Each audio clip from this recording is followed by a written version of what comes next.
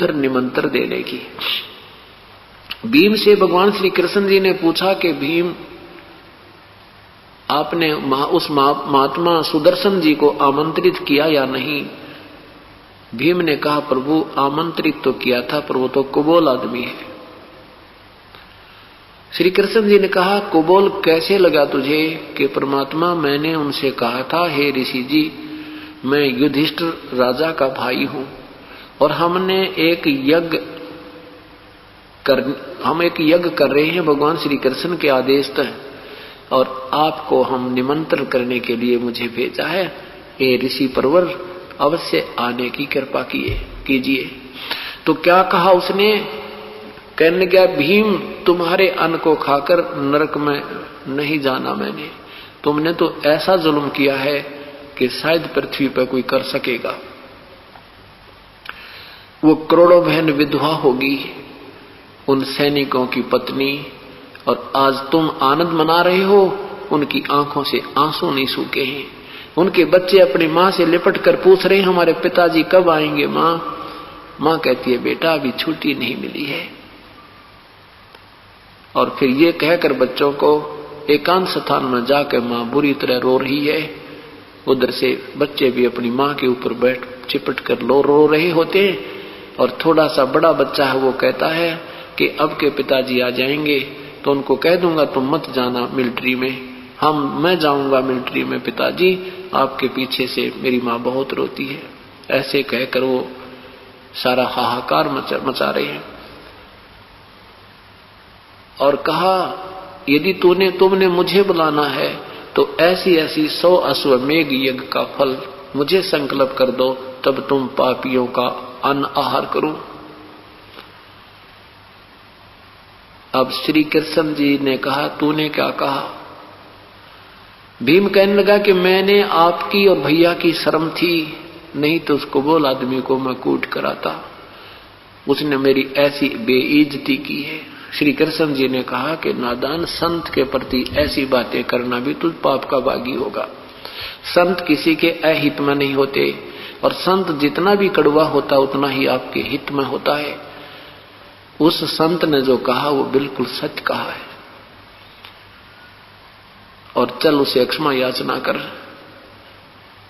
अब मरता क्या नहीं करता, संसार में बेइज्जती हो रही है, शंख बज नहीं रहा, दुनिया कह रही है कि इनके पाप घने हैं, हम क्या करें। वो मंडलेश्वर वहां बैठे कहते हम क्या करें, इन्होंने पाप ही जुल्म ही बहुत किए, नहीं तो शंख बज नहीं जाना था। श्री कृष्ण जी ने भी तो भोजन खा लिया, इससे क्यों नहीं बजा। अब अपने पाले से गेंद फेंकने के लिए कुछ न कुछ तो अटकलबाजी हर इंसान लगाता है। श्री कृष्ण जी ने कहा कि चलो तुम पांचों पांडव और मेरे साथ चलो। रथ में बैठा कर प्रभु साथ लेकर चल पड़े। 1 किलोमीटर 2 किलोमीटर की दूरी पर रथ रोक दिया, वहीं छोड़ दिया। कहता जूते यहीं निकाल दो, और वहां से नंगे पैरों झोपड़ी की तरफ प्रस्थान किया पांचों ने। उधर से सुदर्शन जी को पता था कि इनका काम बने नहीं, क्योंकि जिन महापुरुषों की ये ओट लिए बैठे हैं, जिन भगवानों की ये शरण लिए बैठे हैं, उनसे ये अनमोल काम नहीं हो सकता। तुम कौन राम का जपते जापम, तात कटे न तीनों तापम। अब पता था सुदर्शन जी को कि वो आएंगे फिर सिर में दर्द करेंगे। अपनी झोंपड़ी छोड़कर चल पड़ा कि 15 दिन में आऊंगा। ऐसी लंबा टूर बनाएंगे प्रोग्राम। उधर से परमेश्वर ने अपने हंस की इज्जत रखने के लिए और इस परमेश्वर की भक्ति को, अपनी भक्ति को, परमात्मा की महिमा को बनाए रखने के लिए स्वयं सुदर्शन रूप बनाया और उस झोंपड़ी में विराजमान हो गए। अब ज्यों ही श्री कृष्ण और पांचों पांडव वहां पहुंचे, श्री कृष्ण जी ने जाते ही दंडवत प्रणाम किया। क्यों? ये स्वाभाविक बात होती है कि चुंबक के सामने लोहा टिक नहीं सकता, अपने आप खिंचाव बन जाता है। श्री कृष्ण जी ने जाते ही दंडवत प्रणाम किया, क्योंकि वो समृद्ध शक्ति बैठी थी। अब श्री कृष्ण जी ने प्रणाम किया तो पांचों पांडवों ने भी प्रणाम दंडवत किया। सुदर्शन रूप में प्रभु खड़े हुए और कहा कि हे त्रिलोकीनाथ और हे नरेश पृथ्वीपति, आज मुझे क्यों शर्मिंदा कर रहे हो, मुझ गरीब को क्यों प्रणाम कर रहे हो, क्यों मुझे दोषी कर रहे हो। श्री कृष्ण जी कहने लगे, हे परवरदिगार, हे सृष्टि रचनहार, ये आपके बच्चे हैं और ये युधिष्ठिर राजा है, इन्होंने एक यज्ञ किया है, ये प्रभु आपको आमंत्रित करने आए। प्रभु ने कहा कि मैंने इस भगत से जो शर्त रखी थी मेरी वो पूरी करो। कृष्ण जी को मालूम था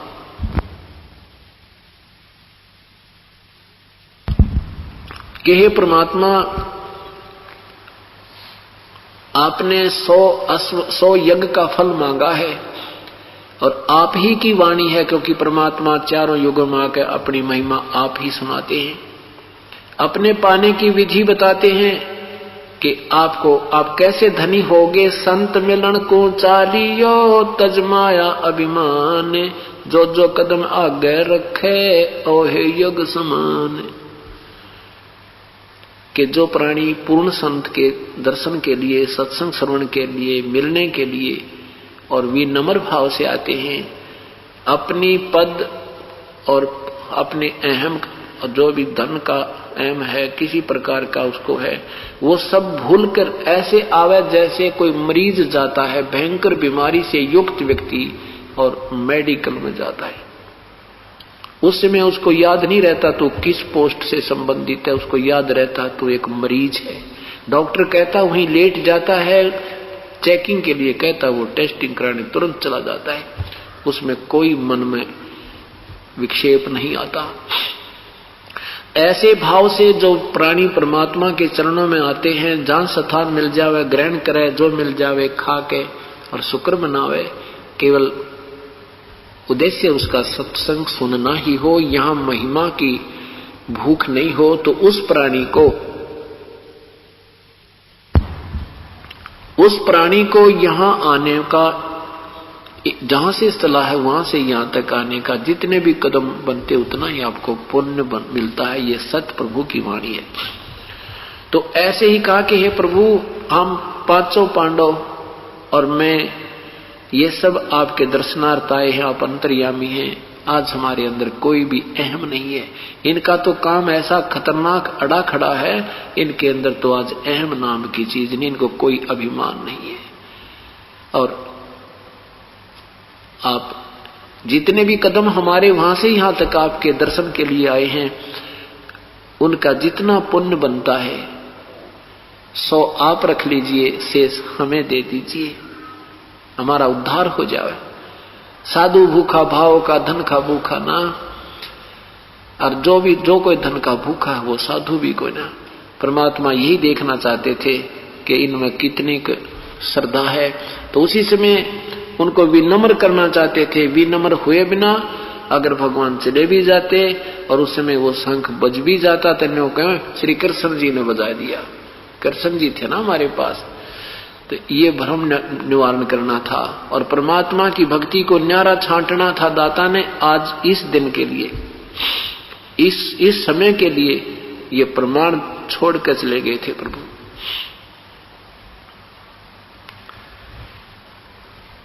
तो परमेश्वर ने कहा कि ठीक है भीम, हम चलते हैं भाई, एक काम कर मेरी ये सुमरनी दे दे। माला टांग रखी थी खूटी गए, वह नाम जाप करने की मन क्या वाली।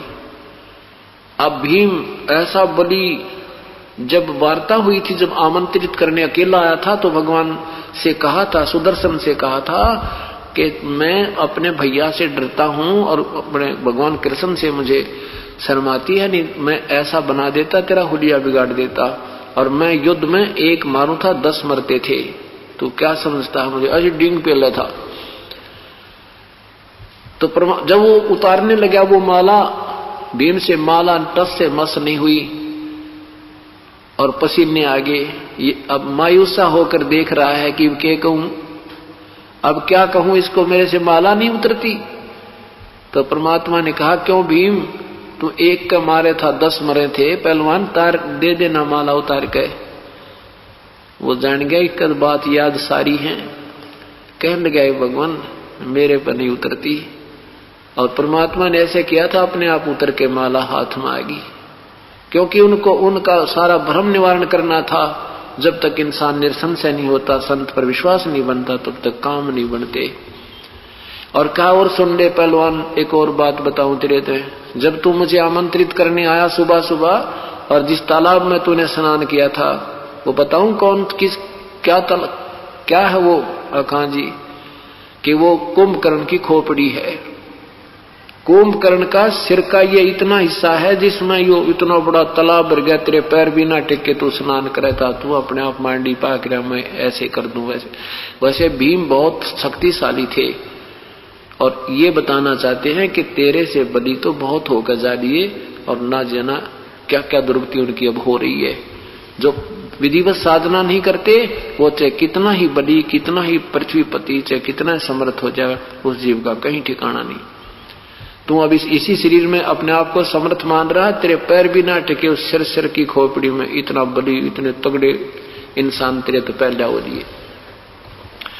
अब उनकी पूरी फड़क काट दी परमात्मा ने, उनको कति सीधा कर दिया कि भगवान हमारे से घनी गलती बन गई। चलो बैठा कर रथ में परमेश्वर को उस यज्ञ मंडप में उतारा।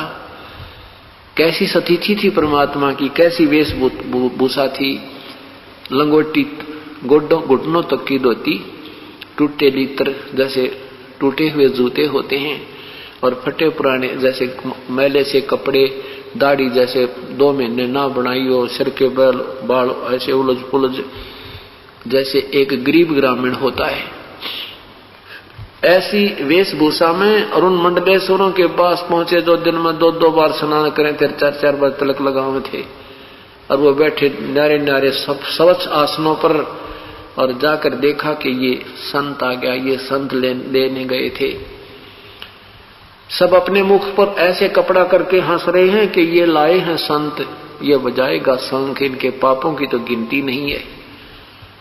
भगवान श्री कृष्ण ने अपने हाथों आसन लगाया उस परम पिता का, और कहा विराजमान हो प्रभु। परमात्मा उस पर बैठे। आप सबकी दृष्टि टिकी है कि ये आदमी है, क्या चीज है, ये संत कहां से है, इसकी कोई वेशभूषा संत जैसी नहीं लगती, ये क्या करेगा, इनके क्यों अक्ल मारी गई। भगवान श्री कृष्ण ने कहा बहन द्रौपदी, भोजन बना महापुरुष के लिए, इससे तुम्हारा काम बनेगा। अब द्रौपदी ने और अच्छा ध्यान लगाकर अपने हाथों भोजन बनाया, और बहुत सुंदर नाना प्रकार के पकवान, कचौड़ी, न्यारी, पकौड़ी, हलवा, खीर अलग अलग बनाई, सब्जी, दाल, मूंग, राजमा, सब तरह के चावल चूल सब बना के, और न्यारी न्यारी कटोरियों में एक थाली में सजा के परमेश्वर के सामने रखी, और कहा आहार कहो, आहार करो प्रभु, हे ऋषि जी आहार करो। अब क्या किया मालिक ने, वो कटोरियां बाहर रख दी थाली में, उनमें से थोड़ी थोड़ी हर चीज आइटम ले ली, और थाली में डालकर सारी गोल मथोड़ कर ली, सबको मिला लिया, खिचड़ी बना दी, कचौड़ी भी, पकौड़ी भी, दही भी, बड़े भी, खीर भी, खांड भी, दाल भी, सब्जी भी, सब कुछ ऐसे मिला दिया। और जितना वो प्रतिदिन खाते थे उतना सामान रख लिया, बाकी कटोरियां में शेष छोड़ दिया। अब द्रौपदी देख रही है कि भाई इतना बढ़िया भोजन बना दिया, महापुरुष खाएगा और उंगली चाटेगा, ये घास फूस खाने वाला व्यक्ति आज ऐसा भोजन खाएगा, और 20 जगह यूं कहेगा भाई भोजन बनाया द्रौपदी ने। तो बहन की एक कुदरती आदत होती, एक कुदरती स्वभाव होता है एक शिष्टाचार के नाते, कि कोई अतिथि आ जावे तो उसके लिए प्रतिदिन आहार बनने से भी न्यारा एक स्वादिष्ट भोजन और अच्छा भोजन तैयार करती हैं, कि कहीं ये अतिथि बाहर जाकर के यूं ना कह दे कि बहन ने अच्छा भोजन नहीं बनाना आता, या ये सत्कार ठीक नहीं करना जानते। इस उद्देश्य से द्रौपदी ने 2 घंटे तक धुएं में लकड़ी से आग जला जला कर खाना बनाया, और उसने उम्मीद तो क्या थी कि ये सराहना करेगा, खाता खाता भी यूं कहेगा भी कमाल कर रखा है। और जब देखा वो सारा काम बिगाड़ दिया, तो द्रौपदी के मन में खोट आ गया। क्या खोट आया कि ये रहा शूद्र का शूद्र, इसने खाना भी ना खाना आता, इतना खोट मन में आ गया। उधर से क्या किया परमेश्वर ने, वो 5 बार 5 ग्रास करते थे। सुदर्शन जी ने एक अपना नियम बना रखा था कि अंजल के ऊपर संयम रखना है, नहीं तो घना स्वाद होता, 2 रोटी ज्यादा खा जाता, फिर अंगड़ाई टूटे, नींद आवे। नहीं, कहते प्रथम अंजल संयम राखे, योग युगत सब सतगुरु भाखे। अन्न और जल पर संयम राखे, तब ये भक्ति बनती है। ना घना भी नहीं खावे और कति ना भी नहीं खावे। गीता जी के अध्याय नंबर 6 मंत्र 16 में कहा है कि हे अर्जुन, ये योग यानी भक्ति, ये साधना न तो अधिक खाने वाले की और न ही बिल्कुल ना खाने वाले की, ना ही एकांत स्थान पर बैठकर ये आडंबर करने वाले की, और ना ही अधिक जागने वाले की, और ना ही ज्यादा सोने वाले की सफल होती है, कभी सफल नहीं होती। तो इसलिए उसने ऐसे 1 ग्रास खाया, उस शंख ने आवाज की जो अलग रखा था, आवाज दी। दूसरा ग्रास खाया, 2 बार, दूसरी बार बोला। 5 बार में वो जितना थाली में डाला था आहार संत ने खा लिया, और 5 ही बार बोलकर वो शंख बंद हो गया। युधिष्ठिर प्रसन्न हुआ कि परमात्मा मौज माच गई कि हे कृष्ण जी, आपकी दया से हमारा काम बन गया। कृष्ण जी बोले, अभी काम नहीं बना, ये अभी शंख नहीं बजा, ये तो इतनी जोर से बजना चाहिए कि पूरी पृथ्वी पर आवाज सुने, स्वर्ग तक इसकी मीठी मीठी आवाज जाएगी। और ये तो 5 बार बजकर बोल गया है, कोई त्रुटि है अपने घर में, कि कोई अपनी ही त्रुटि है इस संत में। कभी फिर कहा युधिष्ठिर ने कि परमात्मा अब किसको बुलाओगे? श्री कृष्ण जी ने कहा कि अब कोई बुलाने का इस पृथ्वी पर कोई और संत नहीं है। इस संत ये वाल्मीकि का आपको क्या रीजन दिखाई दे से? कहते इस वाल्मीकि के बाल सम ना ही तीनों लोक है। ये इतनी परम शक्ति युक्त संत है कि इसके एक बाल के बराबर ये तीनों लोक भी नहीं है। भाई कोई अपने घर में कमी है उसको ठीक करेंगे। अब पावर से कनेक्शन है, पावर पूरी है और पंखा नहीं चल रहा तो पंखे में डिफेक्ट है। तो द्रौपदी को बुलाया त्रिलोकीनाथ ने, कहा बहन सच्ची बात बताना, आपके मन में क्या? देख श्री कृष्ण जी भी रहे थे कि संत खा रहे हैं तो खाने दो, कैसे खाओ, हमारा फर्ज पूरा हुआ, संत के सामने रख दिया। वो मर्जी के मालिक होते हैं। अब द्रौपदी को भी देख रहा था कि उसके माथे में त्योड़ी पड़ने लग रही है।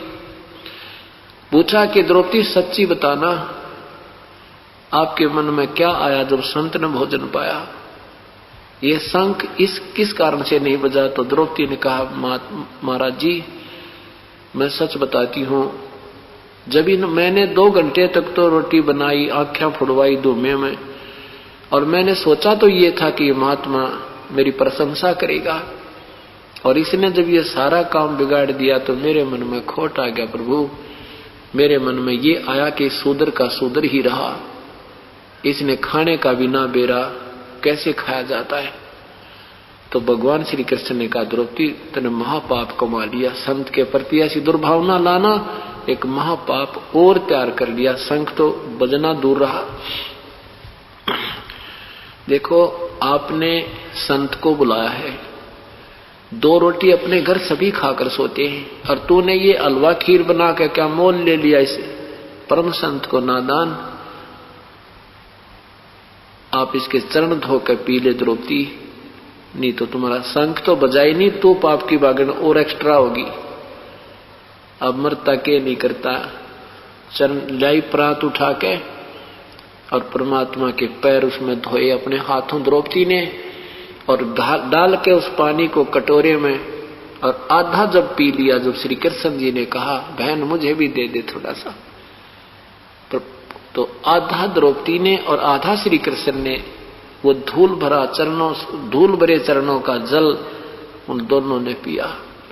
तब वो शंख बजा, इतना जोर का शंख बजा के कण कण में आवाज हुई और पृथ्वी के ऊपर जितने भी वृक्ष थे फलदार फूलदार, वो सब फल फूल गए और जो फलदार वृक्ष भी जो है ना फलों से लदपथ हो गए, स्वर्ग तक